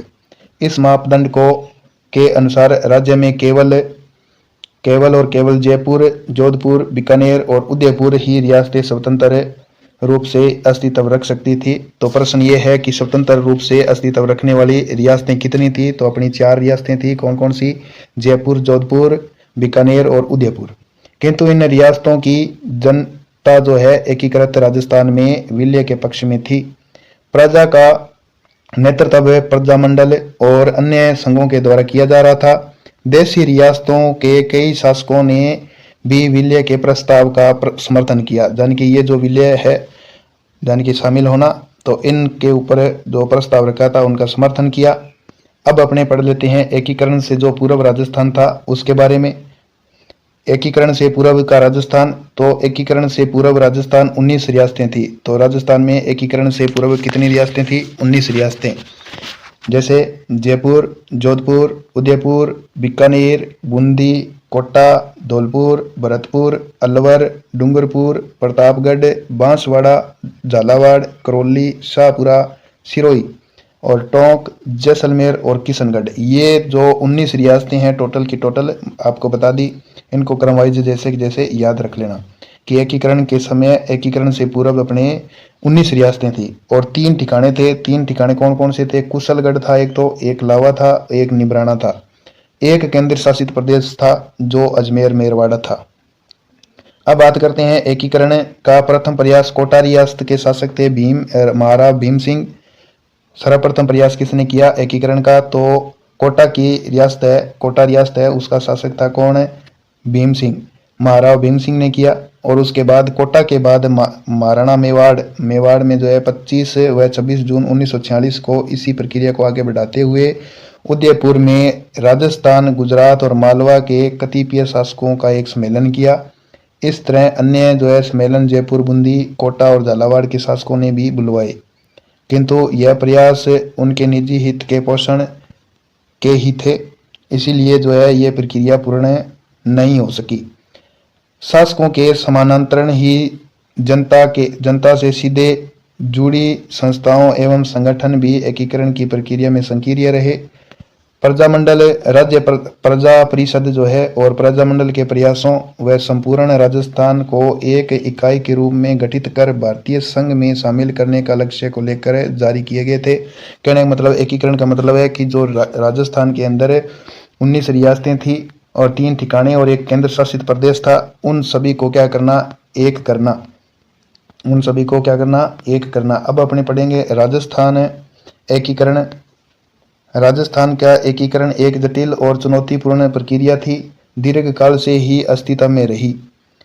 देशी रियासतों व ठिकानों को एक ही सामान्य प्रशासनिक व्यवस्था के तहत लाना कठिन कार्य था। जो भी प्रशासनिक अधिकारी थे उनको ये जो कार्य बहुत ही कठिन लग रहा था कि ये 19 रियासतें और 3 ठिकाने हैं, इनको एक प्रशासनिक व्यवस्था के तहत जो है एक कर दिया जाए, तो ये कार्य जो है कठिन था। इन रियासतों में जनसंख्या, सामाजिक रीति रिवाज, आर्थिक व राजनीतिक भिन्नताएं थी, यानी कि अलग अलग समुदाय के लोग रहते थे, अलग अलग सामाजिक रीति रिवाज थे, अलग अलग आर्थिक स्थितियां थी।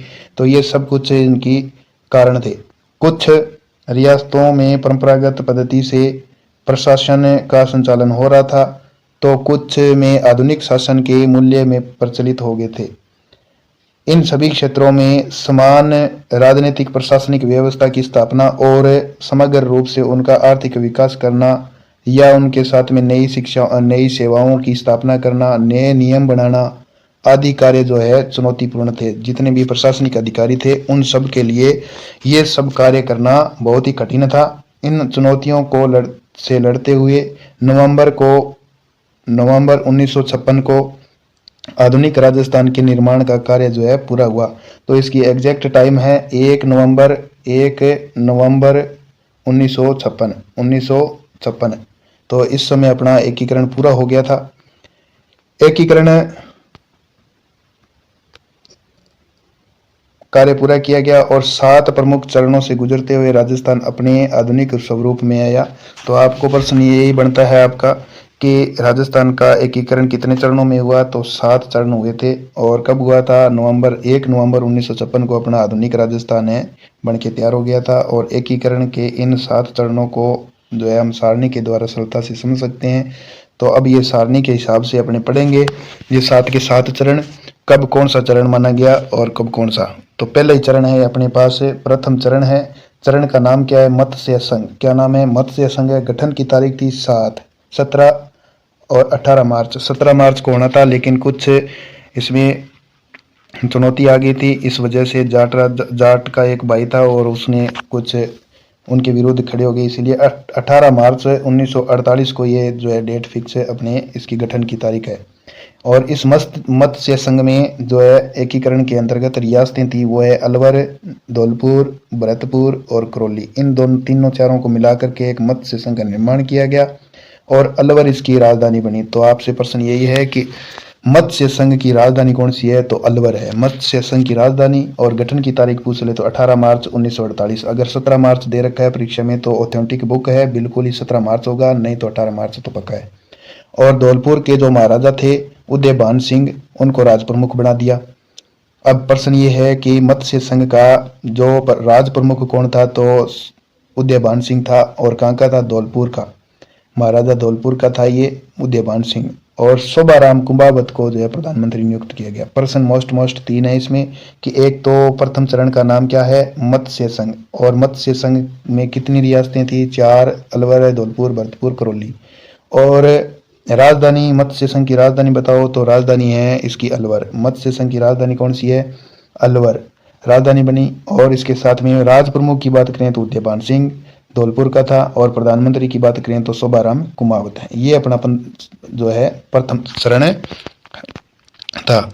द्वितीय चरण की बात करें तो द्वितीय चरण है, द्वितीय चरण का नाम है पूर्व राजस्थान या राजस्थान संघ। और इस गठन की तारीख है इसकी 25 मार्च 1948 को।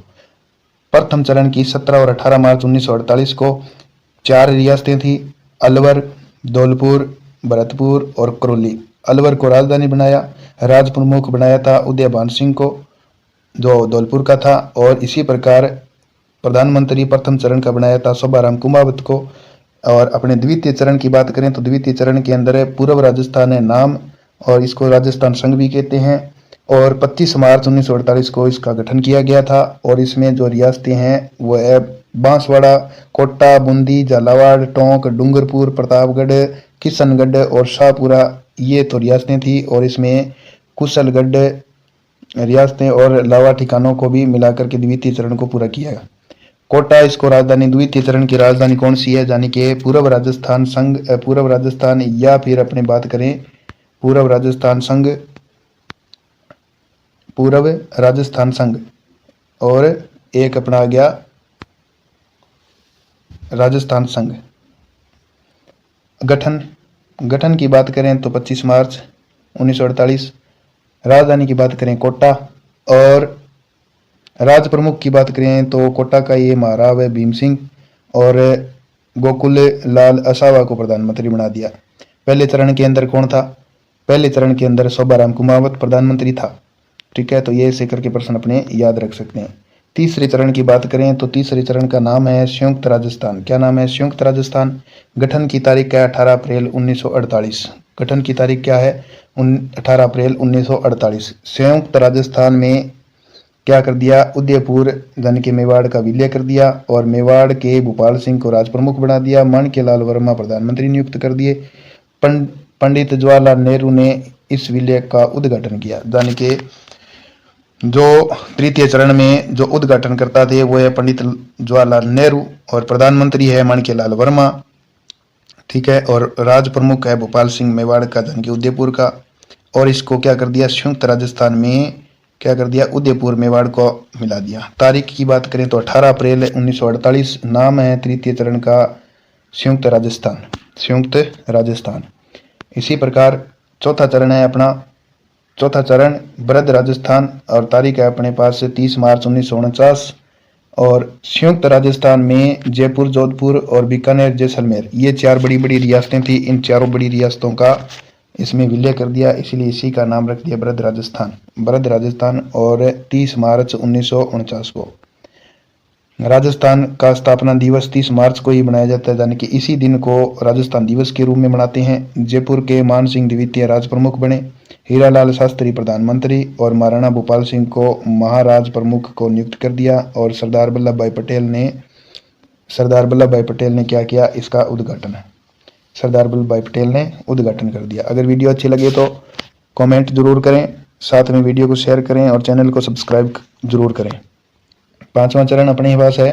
पांचवा चरण है कि संयुक्त बृहद राजस्थान 15 मई 1949 की इसकी डेट फिक्स हुई, गठन हुआ इसका। और बृहद राजस्थान में मत्स्य संघ का निमराना ठिकाने सहित इसको मिला दिया, निमराना ठिकाना था और उसके सहित इसको पंचम चरण को पूरा कर दिया। पंचम चरण का नाम है संयुक्त बृहद राजस्थान, संयुक्त बृहद राजस्थान। और 15 मई 1949 की इसकी गठन तारीख है।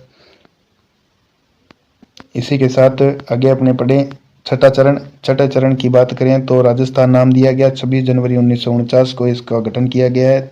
छठे चरण में सिरोही के अंदर देलवाड़ा और आबू क्षेत्र को छोड़कर, देलवाड़ा और आबू क्षेत्र है, इनको छोड़ करके बाकी सभी जो है, जो सिरोही का अन्य क्षेत्र जो बच गया आबू और देलवाड़ा को छोड़ करके, वो अपने राजस्थान में विलय हो गया, जुड़ गया। सातवें चरण की बात करें तो सातवें चरण में अपने बात करें तो राजस्थान, और 1 नवंबर 1949 गठन की तारीख। और राजस्थान में आबू, देलवाड़ा, अजमेर, मेरवाड़ा और मंदसौर, मध्य प्रदेश के सुनेल टप्पा क्षेत्र का विलय एकीकरण की जो है प्रक्रिया पूर्ण की गई। झालावाड़ में सिरोज क्षेत्र दिया गया, झालावाड़ का जो सिरोज क्षेत्र है ना, उसको मध्य प्रदेश के साथ सौंप दिया। मंदसौर की एक सुनेल टप्पा क्षेत्र था, उसको राजस्थान में विलय कर लिया। तो ये अपना एकीकरण था। एकीकरण में एक मुख्य बात यह है कि राजस्थान का स्थापना दिवस 30 मार्च को मनाया जाता है। मोस्ट इंपॉर्टेंट क्वेश्चन है, याद रखना। आगे नेक्स्ट बात करें तो अपने कार्य के लिए आपने जब वीडियो देख लिया है पूरा, तो आप पढ़ेंगे राजस्थान के मानचित्र में ये जो जैसलमेर है, अजमेर है, जयपुर है, जोधपुर है, इनको इंगित करें ताकि आपकी प्रैक्टिस अच्छी हो और अच्छे से याद रखें। 4 नाम इसमें आए थे, शब्दावली के लिए आए थे। एकीकरण का नाम है जो कि जोड़ने या फिर एक करने की प्रक्रिया को कहते हैं एकीकरण। बृहद का मतलब होता है बड़ा या विशाल। इसी प्रकार अपने इस वीडियो के अंतर्गत अपने इसके अभ्यास प्रश्न देख लेते हैं। और अभ्यास प्रश्न ये है कि पहला प्रश्न तो ये है, संयुक्त बृहद राजस्थान का में कौन सा क्षेत्र शामिल नहीं था। संयुक्त बृहद राजस्थान में कौन सा क्षेत्र नहीं था, तो इसका कमेंट बॉक्स में आप आंसर दें। इसके बाद दूसरा क्वेश्चन है कि संयुक्त राजस्थान का जो राज प्रमुख कौन था, तो इसके भी क्वेश्चन लिख करके आंसर दें, कमेंट बॉक्स में जरूर दें। रेगिस्तान में बात करें तो राजस्थान में एकीकरण की प्रक्रिया के प्रयासों से आगे बढ़ी थी। किन के प्रयासों से, सरदार वल्लभ भाई पटेल या लॉर्ड लिन लिथगो के अनुसार। तो आपको इनको भी कमेंट बॉक्स में जरूर देना है जो प्रश्न आपको आए। राजस्थान दिवस कब मनाया जाता है, तो 15 अगस्त है या फिर 23 मार्च को मनाया जाता है, ये भी आप कमेंट बॉक्स में जरूर दें। इसी के साथ अपने आगे पढ़ेंगे। राजस्थान में कई देशी रियासतें थी और इन रियासतों को मिलाकर के चरणबद्ध कर तरीके से आधुनिक राजस्थान का निर्माण किया गया। और ये प्रक्रिया जो 1948 यानी कि 17 मार्च और 18 मार्च जो था अपना प्रथम चरण, उस चरण से 1948 से लेकर 1 नवंबर 1956 तक चली थी। अब बात करें अपने स्वतंत्रता के समय जो है राजस्थान में 19 रियासतें थी, 3 ठिकाने और एक केंद्र शासित प्रदेश था। एकीकरण का समय 1948 और 1956 तक। सबसे पहला 17 मार्च 1948 मत्स्य संघ हुआ था, जिसमें मत्स्य संघ में 2 रियासतें थी, वो कौन कौन सी थी, अलवर और भरतपुर, धौलपुर, करौली, ये सब शामिल थे। इसके बाद अपने पढ़ें आगे नेक्स्ट क्वेश्चन पढ़ें तो राजस्थान संघ का गठन 25 मार्च को हुआ था। उदयपुर रियासत 18 अप्रैल 1948 को राजस्थान में शामिल हुई थी। 30 मार्च को वृद्ध राजस्थान बना। 30 मार्च को और 30 मार्च को ही राजस्थान दिवस मनाया जाता है। यह प्रश्न आ ही गया, राजस्थान दिवस मनाया जाता है 30 मार्च को। और जयपुर को राजस्थान की राजधानी बनाया गया। 1 नवंबर 1956 को राजस्थान का वर्तमान स्वरूप मिला अपने को। अजमेर को 1956 में राजस्थान में मिलाया गया था। एकीकरण में सरदार वल्लभ भाई पटेल की जो है महत्वपूर्ण भूमिका रही थी। वीपी मेनन ने क्या किया, एकीकरण में सहयोग किया था। ये फैक्ट आपको अच्छे से याद रखने हैं, परीक्षा में सीधे सीधे पूछे जाते हैं और परीक्षा के लिए महत्वपूर्ण है। जो रीट वगैरह अन्य जो राजस्थान की भर्ती परीक्षा हैं जिनमें ये सिलेबस है उनके लिए महत्वपूर्ण है। ऑथेंटिक बुक से सीधे सीधे क्वेश्चन उठाए जाते हैं। राजस्थान है जो है क्षेत्रफल की दृष्टि से भारत का सबसे बड़ा राज्य है और राजस्थान का गठन जो है 7 चरणों में पूरा। और हीरालाल शास्त्री राजस्थान के प्रथम मुख्यमंत्री बने। सवाई मान सिंह को राज प्रमुख बना दिया। बीकानेर जोधपुर जयपुर के बाद बीकानेर जोधपुर जयपुर ने जो है बाद में विलय किया था। आधुनिक राजस्थान लोकतांत्रिक व्यवस्था पर आधारित है। एकीकरण से जो है प्रशासनिक एकता स्थापित हुई। यानी कि एकीकरण से जो अलग अलग भागों में बंटे हुए बैठे थे 19 रियासतों में 3 ठिकानों में अलग अलग प्रशासनिक व्यवस्था चल रही थी, उन सबको क्या कर दिया, एकता के सूत्र में बांध दिया। मत्स्य संघ की राजधानी आपको पता ही है अलवर। और मत्स्य संघ यानी कि प्रथम मत्स्य संघ का प्रथम राज प्रमुख है उदयभान सिंह था धौलपुर का, ये तो पता ही आपको धौलपुर का था। और मत्स्य राजस्थान संघ में कोटा बूंदी झालावाड़ आदि रियासतें शामिल थी। उदयपुर के अंदर क्या था, उदयपुर का विलय संयुक्त राजस्थान में हुआ। वृद्ध राजस्थान का गठन 30 मार्च 1949 को हुआ।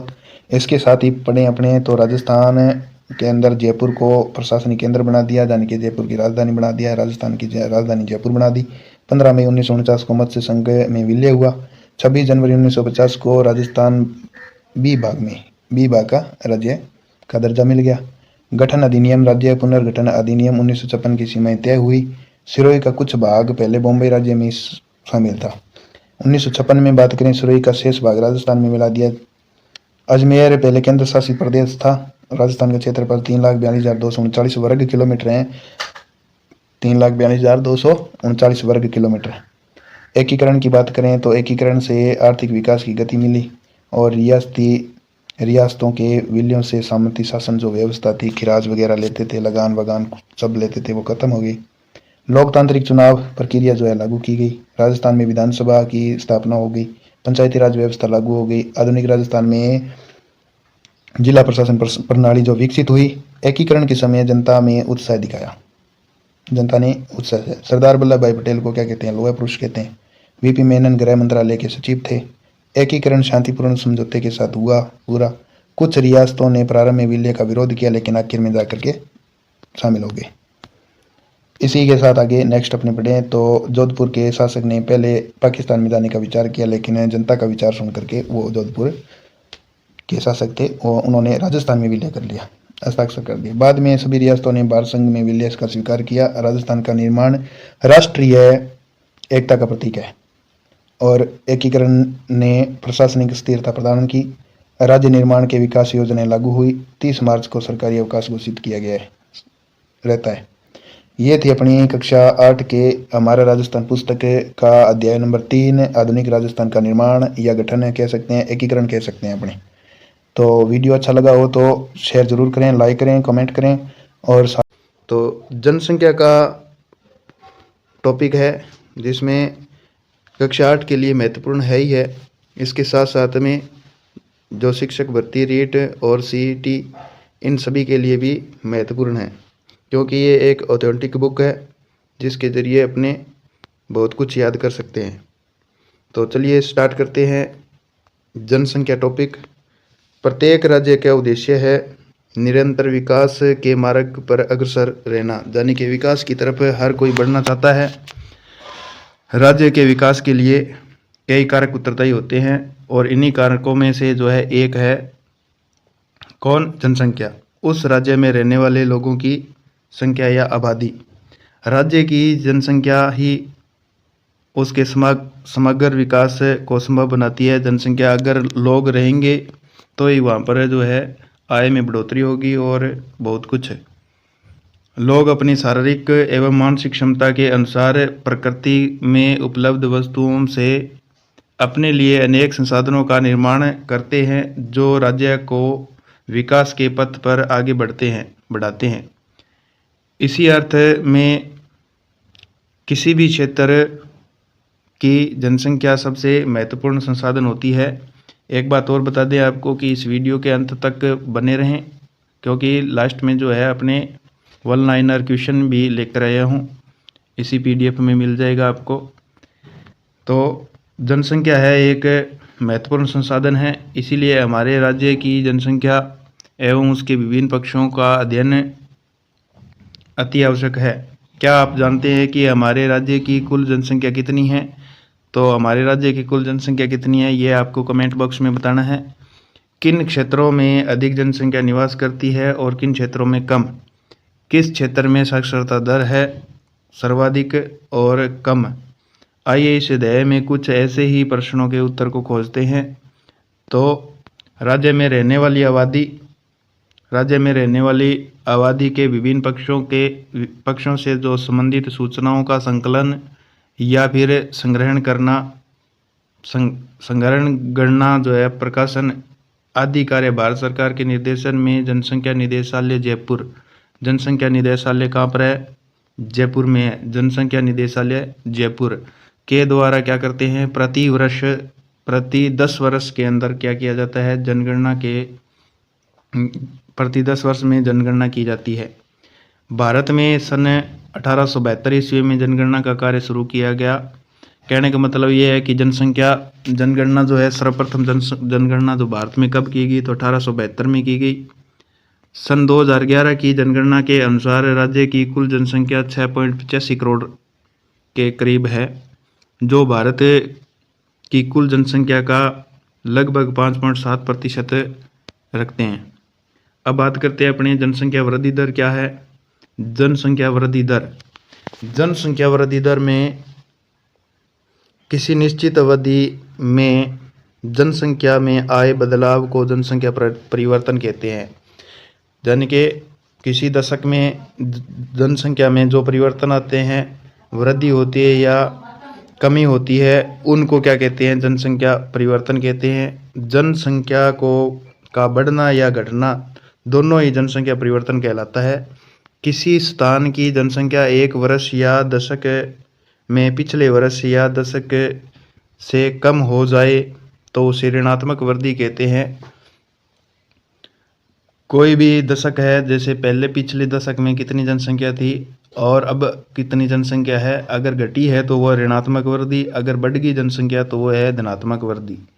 यदि वह बढ़ जाए तो धनात्मक वृद्धि कहते हैं। राजस्थान की जनसंख्या लगभग लगातार बढ़ती रही है, जो कि उच्च वृद्धि दर का सूचक है। राज्य की जनसंख्या में वृद्धि दर सन 2011 में जो है 21.31% पाई गई है। नीचे दिए गए मानचित्र से स्पष्ट है कि बाड़मेर जिले की जनसंख्या वृद्धि दर सर्वाधिक रही है 32.5%। तो सर्वाधिक वृद्धि दर कौन से जिले में है? तो बाड़मेर जिले में है, सर्वाधिक है। कितनी है? 32.5%। जबकि गंगानगर जिले में यह दर जो है सबसे कम देखी गई या आंकलित की गई है 10%। तो 2 प्रश्न मोस्ट इम्पोर्टेंट है रीट वालों के लिए और जो भी कंपटीशन एग्जाम की तैयारी कर रहे हैं उनके लिए भी है, और कक्षा 8 के विद्यार्थियों के लिए भी है कि बाड़मेर जिले में सर्वाधिक वृद्धि दर रही है, कितनी रही है? 32.5। और सबसे कम तो श्रीगंगानगर जिले में वृद्धि दर सबसे कम रही है। श्रीगंगानगर जिले में सबसे कम कितनी रही है? 10%। तो यह वृद्धि दर था। ये अपने राजस्थान का मैप है जिसमें वृद्धि दर इसको आंकलित की गई है। जैसे टोंक के अंदर अपने बात करें तो 17.3% रहेगी, जैसे बीकानेर में 24.3। ठीक है, इस प्रकार से ये नक्शा है। अब बात करते हैं अपने जनसंख्या घनत्व। जनसंख्या घनत्व की बात करें, जनसंख्या घनत्व होता क्या है? कि सीधी सी बात है कि एक वर्ग किलोमीटर में रहने वाले लोगों की संख्या ही क्या कहलाती है? जनसंख्या घनत्व। तो पढ़ते हैं अपने जनसंख्या घनत्व। जनसंख्या घनत्व एक व्यापक है जो किसी स्थान की जनसंख्या एवं उसके क्षेत्रफल से संबंध बताता है। अर्थात एक स्थान के क्षेत्रफल सामान्यतः प्रति वर्ग किलोमीटर पर निवास करने वाले लोगों की संख्या बताता है। यानी कि सीधी सी परिभाषा ये है कि जनसंख्या घनत्व क्या है? तो किसी स्थान विशेष पर एक वर्ग किलोमीटर में रहने वाले, यानी कि प्रति वर्ग किलोमीटर में रहने वाले लोगों की संख्या को क्या कहते हैं? जनसंख्या घनत्व कहते हैं। राजस्थान की जनसंख्या घनत्व है, राजस्थान में जो जनसंख्या घनत्व है 200 व्यक्ति प्रति वर्ग किलोमीटर।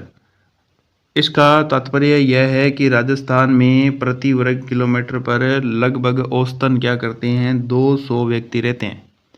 सर्वाधिक जनसंख्या घनत्व की बात करें तो जयपुर में है 595 व्यक्ति रहते हैं एक वर्ग किलोमीटर में, और सबसे कम है जैसलमेर जिले में। कितने व्यक्ति रहते हैं? 17 व्यक्ति रहते हैं। अब अपने बात करें, मोस्ट इम्पोर्टेंट क्वेश्चन है, यहाँ से 3 निकल के आते हैं कक्षा 8 के विद्यार्थियों के लिए कि राजस्थान का जनसंख्या घनत्व कितना है? तो आप बताएंगे 200 वर्ग किलोमीटर है। अब बात करें कि सबसे ज़्यादा जनसंख्या घनत्व किस जिले का है? तो जयपुर जिले का है। और सर्वाधिक जनसंख्या घनत्व कितना है? तो वह है 595 व्यक्ति प्रति वर्ग किलोमीटर।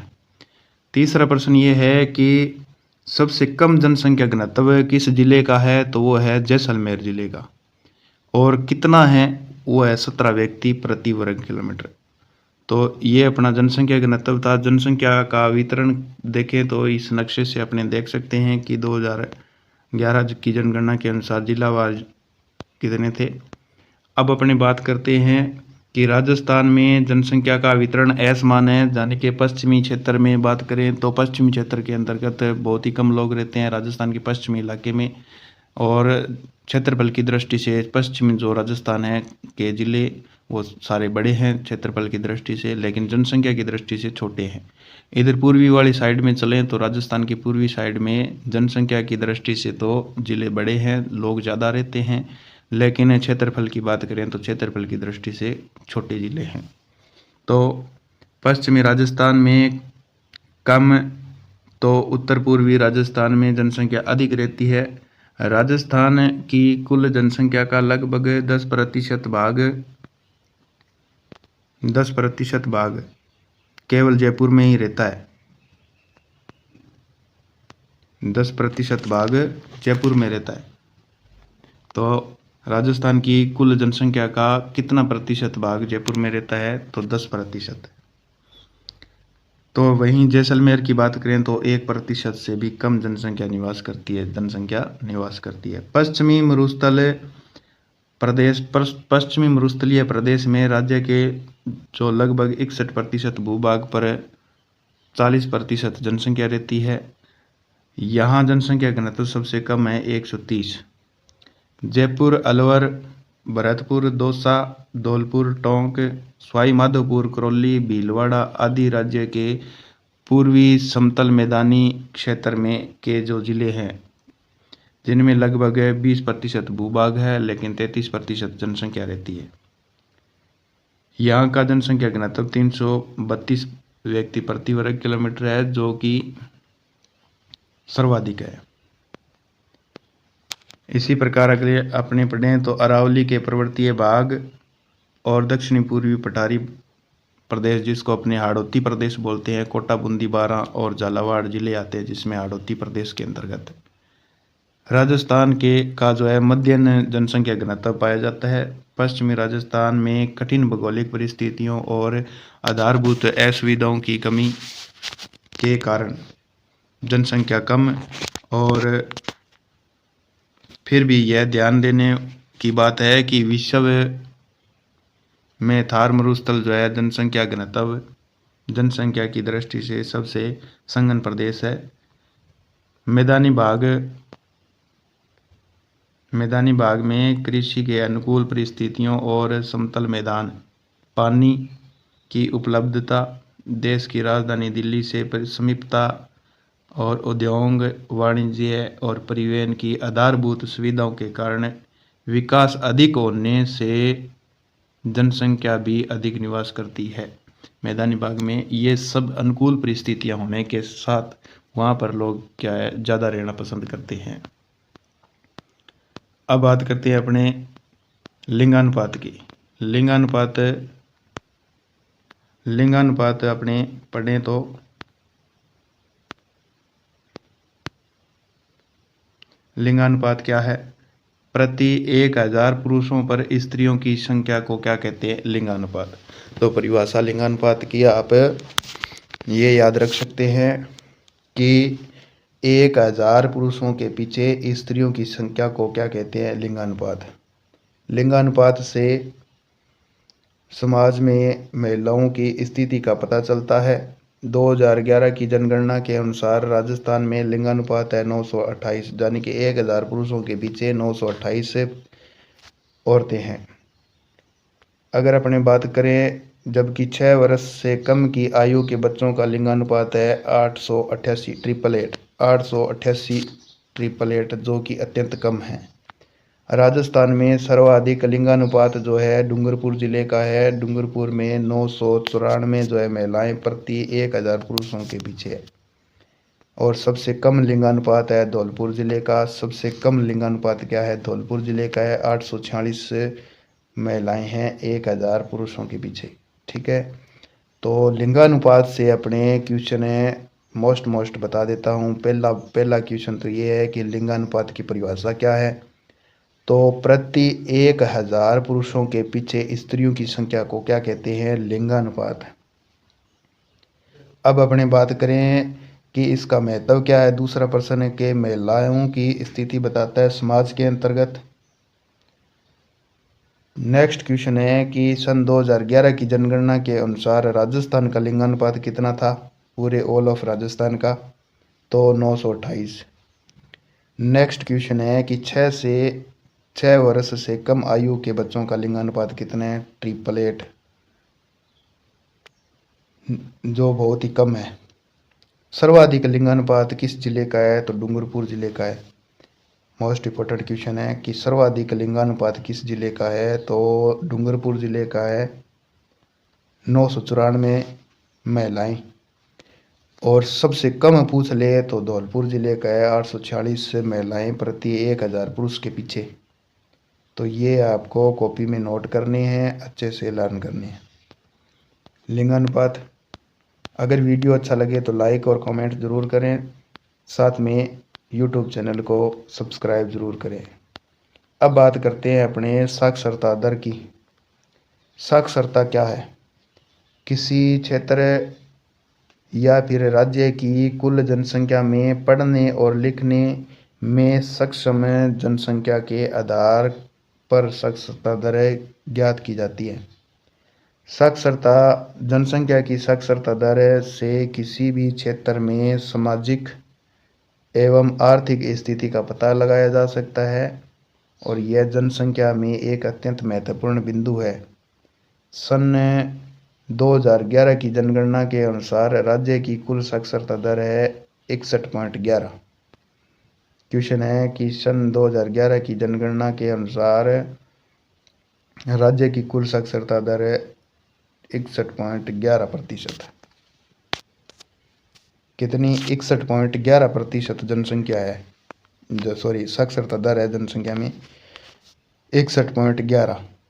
जनसंख्या के अनुसार अपने जनगणना के अनुसार 2011 की जनगणना के अनुसार अपने राजस्थान की कुल साक्षरता दर कितनी है? 61.11। 76.6% के साथ कोटा राज्य का सर्वाधिक साक्षरता वाला जिला। बढ़िया क्वेश्चन कि राज्य में सर्वाधिक साक्षरता वाला जिला कौन सा है? तो कोटा है। कोटा क्षेत्र में पढ़ाई की जो शिक्षित लोग हैं ज़्यादा हैं। कितने प्रतिशत है? तो 76.6% है। इसी के विपरीत अपने पढ़ें तो राजस्थान में सबसे कम साक्षरता वाला जिला कौन सा है? तो जालौर।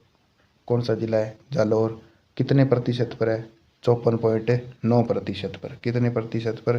54.9% पर। अब बात करते हैं अपने राजस्थान में पुरुषों की साक्षरता दर, तो 79.19%। महिलाओं की साक्षरता दर बात करें तो 52.12%। पुरुष और महिला साक्षरता दर क्रमशः झुंझुनू और कोटा में सर्वाधिक है। पुरुष सबसे ज़्यादा पुरुष शिक्षित कौन से जिले में? झुंझुनू में, और महिला कोटा में। अगर आपसे पूछ ले कि सर्वाधिक पुरुष साक्षरता दर किस जिले में, तो झुंझुनू में पुरुष साक्षरता दर झुंझुनू, और महिला साक्षरता दर कोटा में सर्वाधिक है। तथा क्रमशः प्रतापगढ़ और जालौर में न्यूनतम है। अगर आपको पूछ ले कि राजस्थान में पुरुष साक्षरता दर सबसे कम कौन से जिले में है, तो प्रतापगढ़। कौन से जिले में? प्रतापगढ़ जिले में है पुरुष साक्षरता दर कम है। और अगर आपको पूछ ले महिला साक्षरता दर, तो आप बताओगे जालौर। राज्य सरकार शिक्षा के सार्वजनिकरण के लिए अनेक योजनाएं लागू कर इस क्षेत्र में निरंतर प्रयास कर रही है। अब यहाँ से क्वेश्चन जो निकल के आ रहे हैं वो है, एक तो पहला क्वेश्चन है कि 2011 की जनगणना पढ़ रहे हैं अपने, ठीक है। तो 2011 की जनगणना के अनुसार अपने राजस्थान की कुल साक्षरता दर कितनी है, तो 61.11% है। कितनी है? 61.11%। सर्वाधिक साक्षरता वाला जिला कौन सा है, तो अपना कोटा है। कितना प्रतिशत है, तो 76.6%। और सबसे कम साक्षरता वाला जिला कौन सा है, तो जालौर है। कौन सा? जालौर। कितना प्रतिशत है? 54.9% है। ये क्वेश्चन हो गए। ऑल ऑफ राजस्थान की बात कर रहे हैं कि जनगणना 2011 के अनुसार 61.11 जो साक्षरता दर है सर्वाधिक कोटा में है। और कितनी प्रतिशत है? 76.6% है। सबसे कम कौन से जिले में है? जालौर में। कितनी है? अपने 54.9%। अब बात करते हैं पुरुष साक्षरता दर ओनली फॉर पुरुष की राजस्थान में। राजस्थान में ओनली फॉर पुरुष साक्षरता दर तो 79.19%। और महिला साक्षरता दर की बात करें तो 52.12%, 12%, 52.12%। ये आ गई पुरुष अलग से, पुरुष की।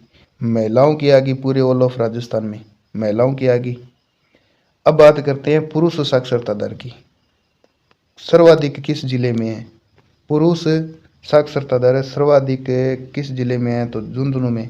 न्यूनतम पूछ ले तो प्रतापगढ़ में।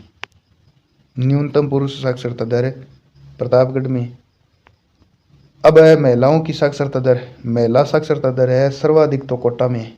सर्वाधिक कहाँ पर है? कोटा में। और न्यूनतम की बात करें तो जालौर में। न्यूनतम की बात करें तो जालौर में। ये अपना साक्षरता वाला हो गया। आगे नेक्स्ट अपने पढ़ते हैं ग्रामीण और नगरीय जनसंख्या। ग्रामीण और नगरीय जनसंख्या क्या? ग्रामीण और नगरीय जनसंख्या। हमारे राज्य की अधिकांश जनसंख्या जो है गांव में निवास करती है। क्या? कि अपना जो राजस्थान राज्य है इसकी जो लगभग जनसंख्या है अधिकांश रूप से वो गांव में निवास करती है। राज्य की शहरी आबादी लगभग जो है 25% है। अपने राज्य की शहरी आबादी 25% है, बाकी बच के 75%, लगभग 75% अपने गांव में निवास करती है। जो छोटे बड़े जो है शहरों में निवास करती है। राजस्थान में सर्वाधिक नगरीय जनसंख्या कोटा जिले में है। ये इधर कटा हुआ है थोड़ा सा, ये इधर इसमें पूरा आया नहीं, ये कोटा लिखा हुआ है इधर, ये कोटा है, कोटा जिले में। जबकि डूंगरपुर जिले में सबसे कम जो है जनसंख्या नगरों में निवास करती है। पर्सन मोस्ट इम्पोर्टेंट ये है कि पहला क्वेश्चन है कि ग्रामीण जनसंख्या लगभग 75% गाँव में निवास करती है। राज्य की ग्रामीण जनसंख्या जो है 75% का अनुपात रखती है, शहरी 25%। इसके साथ ही बता दें कि नगरीय जनसंख्या है सर्वाधिक है कौन से जिले में? कोटा में। और न्यूनतम कौन से जिले में? डूंगरपुर में। वर्तमान में राज्य नगरीय जनसंख्या लगातार बढ़ रही है। अब बात करते हैं अनुसूचित जाति जनजाति। अनुसूचित जनजाति राजस्थान में अनेक जनजातियां निवास करती है। ये सबको पता है कि अपना भारत देश है जो धर्म के नाम पर बहुत अलग अलग धर्म के लोग रहते हैं, बहुत सारे धर्म रहते हैं इसमें। इसी प्रकार अपने राजस्थान की बात करें तो बहुत सारी जनजातियां और जनजातियां भी, अनुसूचित जनजाति, अन्य पिछड़ा वर्ग है, ठीक है, ये सब सारे के सारे रहते हैं। अनुसूचित जनजातियां अधिकतर गाँव में, पठारों और पहाड़ों, जंगलों में निवास करती है। अधिकांश जनजातियां जो है खेती, मजदूरी और जंगल उत्पाद को एकत्रित करती है। क्या करती है? उत्पाद को एकत्रित करती है और अपना जीवन व्यतीत करती है। 2011 की जनगणना के अनुसार लगभग 13% के करीब करीब जनसंख्या अनुसूचित जनजातियों की है। राजस्थान में जनजातीय आबादी सिरोही और उदयपुर, डूंगरपुर, बांसवाड़ा और प्रतापगढ़, ये सब जिलों में, इन जिलों में क्या करते हैं, ये जनजातियां जो रहती है। अपनी आबादी वाला बात करें, ये जनजातीय आबादी है जो, जैसे सिरोही है, उदयपुर है, डूंगरपुर है, प्रतापगढ़ है और बांसवाड़ा है, जन के दक्षिणी राजस्थान में ये बहुतायत में संख्या में पाए जाते हैं। राजस्थान के अन्य जिलों जैसे कि बारां हो गया, सवाई माधोपुर हो गया, करौली हो गया, टोंक, दौसा, जयपुर, इन जिलों में भी क्या जनजातियां जो प्रमुख रूप से निवास करती है। अब जनजातियां प्रमुख जनजातियों की बात करें अपने राजस्थान में तो भील है, मीणा है, डामोर है, सांसी है, ग्रासिया है और ये सहरिया है। ये अपने राजस्थान में जनजातियां मुख्य रूप से पाई जाती है। और राजस्थान में सर्वाधिक जनसंख्या जो है मीणा जनजाति का है। सर्वाधिक जनसंख्या जो है, कहने का मतलब सबसे बड़ी जनजाति कौन सी है? मीणा जनजाति है। और मीणा जनजाति मुख्यतः जो है जयपुर जिले में रहती है। जयपुर, दौसा हो गया, सवाई माधोपुर हो गया, करौली, अलवर, उदयपुर और कोटा, बूंदी, इन जिलों में निवास करती है मीणा जनजाति, जो कि सर्वाधिक अनुपात है। भील जनजाति भी एक प्राचीन जनजाति है जो मुख्यतः बांसवाड़ा, डूंगरपुर और सिरोही जिले में रहती है। डामोर की बात करें, डामोर जनजाति है डूंगरपुर जिले के सिमलवाड़ा क्षेत्र में मिलती है। ग्रासिया जनजाति मुख्यतः सिरोही जिले में और अबू रोड, पिंडवाड़ा तहसीलों में पाई जाती है। डूंगरपुर और उदयपुर एवं पाली जिले की सीमा पर ये जो है ग्रासिया जनजाति निवास करती है।